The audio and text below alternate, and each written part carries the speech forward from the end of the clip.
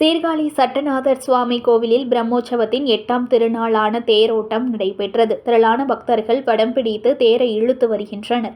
மயிலாடுதுறை மாவட்டம் சீர்காழியில் தர்மபுர ஆதீனத்திற்கு சொந்தமான சட்டைநாதர் சுவாமி கோவில் அமைந்துள்ளது. திருநிலை நாயகி அம்பாள் உடனுரை பிரம்மபுரீஸ்வரர், சட்டைநாதர், தோணியப்பர் அருள் பாலித்து வருகின்றனர். இக்கோவிலில் திருஞான சம்பந்த பெருமானுக்கு உமையம்மை ஞானப்பால் வழங்கிய ஐதீக நிகழ்வு நடைபெற்றது. ஐதீக நிகழ்வு திருமுல்லைப்பால் பிரம்மோற்சவமாக ஆண்டுதோறும் 15 நாள் திருவிழாவாக நடைபெறுவது வழக்கம். அதன்படி கடந்த 1ஆம் தேதி இக்கோவிலில் கொடியேற்றத்துடன் பிரம்மோற்சவம் தொடங்கி நடைபெற்று வருகிறது. விழாவில் 8ஆம் திருநாளாக திருத்தேரோட்டம் நடைபெற்றது. முன்னதாக அலங்கரிக்கப்பட்ட திருத்தேரில் விநாயகர், சுவாமி, அம்மன், திருஞான சம்பந்தர், சண்டிகேஸ்வரர் ஆகிய பஞ்சமூர்த்தி சுவாமிகள் எழுந்தருளினார். சுவாமிகளுக்கு சிறப்பு வழிபாடு செய்யப்பட்டு தீபாராதனை நடந்தது. தொடர்ந்து திரளான பக்தர்கள் வடம் பிடித்து தேரை இழுத்தனர். கீழ வீதியில் புறப்பட்டு முக்கிய வீதிகளின் வழியாக திருத்தேர் வலம் வந்தது.